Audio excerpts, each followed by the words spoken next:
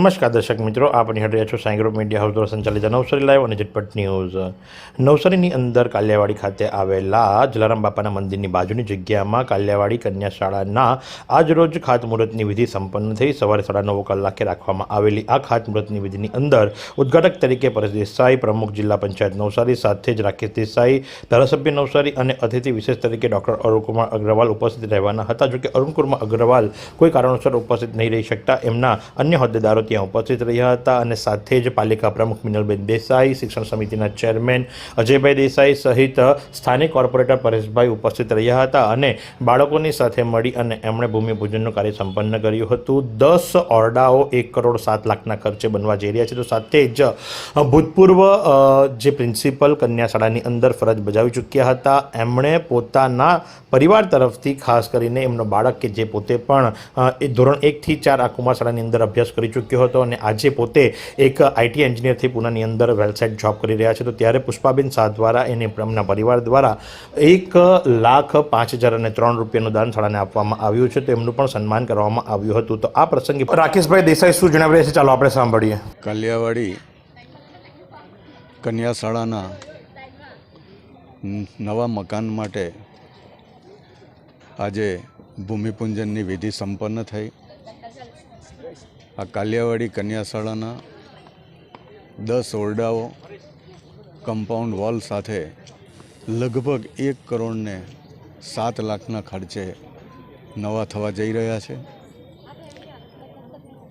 આદરણીય મુખ્યપ્રધાન શ્રી ભૂપેન્દ્રભાઈ પટેલ સાહેબ અને આદરણીય વડાપ્રધાન શ્રી નરેન્દ્રભાઈ મોદી સાહેબનું જે સ્વપ્ન છે કે દેશ અને ભારતનું એક પણ ઘરનું દીકરો કે દીકરી શિક્ષણથી વંચિત નહીં રહી જાય અને એ કુટુંબ મુખ્ય પ્રવાહમાં આવે, એ જે નરેન્દ્રભાઈ મોદી સાહેબનું જે સ્વપ્ન છે એને અનુલક્ષીને ગુજરાતના ગામો અને શહેરોમાં દરેક જગ્યાએ આ મકાનો શૈક્ષણિક સંસ્થાઓના જ્યાં જ્યાં જરૂર છે ત્યાં નવા થવા જઈ રહ્યા છે।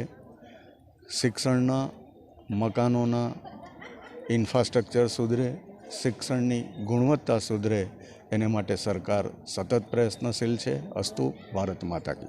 તો સાથે જ અજયભાઈ દેસાઈ કે જે શિક્ષણ સમિતિના ચેરમેન છે, નગર પ્રાથમિક શિક્ષણ સમિતિના ચેરમેન તરીકેની ફરજ બજાવે છે, એમણે એક સૂચન આપ્યું હતું અને એમણે શું જણાવ્યું, ચાલો આપણે સાંભળીએ। આમ તો નવસારી નગરપાલિકાનો વિસ્તાર આ કાલિયાવાડીમાં આવી ગયો છે।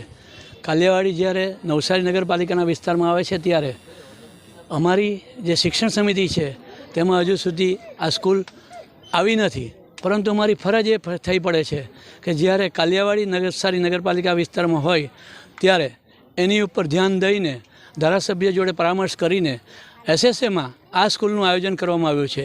એસએસએમાં જે સ્કૂલનું આયોજન કરવામાં આવે છે એની ગુણવત્તા ખૂબ સારી રહે એને માટે ધારાસભ્યોના પ્રયત્નો છે, અમારા પણ પ્રયત્નો એ જ રહે છે। અમારી કમિટી ઉત્તરોત્તર એની અંદર ધ્યાન દઈને વારંવાર મુલાકાત લઈને કોન્ટ્રાક્ટર જોડે પરામર્શ કરીને સુંદર અને સારી શાળા બને અને સુંદર અને સારી શાળા કરતાં બી મજબૂત બને અને એ મકાન વર્ષોના વર્ષો સુધી, જેમ કે અત્યારે નવસારી નગરપાલિકાની અંદર જોઈએ છે તો અમુક મકાનો 100 વર્ષના 100 વર્ષના છે, હજુ પણ અડીખમ છે, તેવી જ રીતે આ સ્કૂલ પણ અડીખમ બને એના માટેના અમારા પ્રયત્નો રહેશે અને અહીંના બાળકોને સુવિધા મળે એ પ્રયત્નો અમારા રહેશે। સૂચનમાં મારું એ સૂચન છે કે જ્યારે એસએસએમાં આ સ્કૂલો બને છે ત્યારે હું એટલું કહેવા માગું છું, મારો આગ્રહ દરેક સ્કૂલની અંદર રહે છે, હું જ્યાં જાઉં છું ત્યાં કહું છું કે ભાઈ જ્યારે આવનાર દિવસોની અંદર સરકારે ફાયર ફાઇટરને માટેની સુવિધાઓ ઊભી કરી છે ત્યારે નીચે ગ્રાઉન્ડ ફ્લોર ઉપર 20,000 લીટરની તો ઓછામાં ઓછી ટાંકી હોવી જ જોઈએ કે જેથી કરીને એ પાણી ઉપર ચઢાવીએ ત્યારે એ પાણીનો ઉપયોગ ફાયર ફાઇટરમાં અને વિદ્યાર્થીઓને મળે અને ખાસ કરીને ઉપર જ્યારે ટાંકી મૂકવામાં આવે છે એના કરતાં ડબલ ટાંકી, એટલે કે ઉપર 10,000 લીટરની હોય તો નીચે 20,000 લીટરની હોવી જોઈએ, કારણ કે એ સ્પેરમાં એક ટાંકી રહેવી જોઈએ। કદાચ પાણી ન આવે, કદાચ ઇલેક્ટ્રિસિટી ન હોય તો તે દિવસે એ પાણી કામ લાગે, એટલા માટે મારો આગ્રહ એક જ રહે છે કે પાણીની ટાંકી મોટામાં મોટી બનાવવામાં આવે અને એ મુજબ તમે જોઈ શકો છો નવસારી નગરપાલિકામાં નવી જે કન્યા શાળા 1 નંબર બની રહી છે ત્યાં આગળ નાની ટાંકીનું આયોજન હતું, પરંતુ ધન્યવાદ છે એ નગરપાલિકાની ટીમને કે મારા સૂચનથી એમણે એટલી મોટી ટાંકી બનાવી છે કે કદાચ કોઈ સ્કૂલમાં આવડી મોટી ટાંકી નહીં હશે. હું અહીંયા પણ આશા રાખું છું કે મોટી ટાંકી બને, ઓછામાં ઓછી 20,000 લીટરની ટાંકી બનવી જ જોઈએ. તો સાથે જ શાળાને 1,05,000 અને 3 રૂપિયાનું દાન આપનાર પુષ્પાબેનના પતિ શું જણાવી રહ્યા છે, ચાલો આપણે સાંભળીએ. અરવિંદભાઈ શાહ. આપના પરિવાર તરફથી ખાસ કરીને 1,05,000 અને સમથિંગ 3 રૂપિયાનું દાન આપવામાં આવ્યું.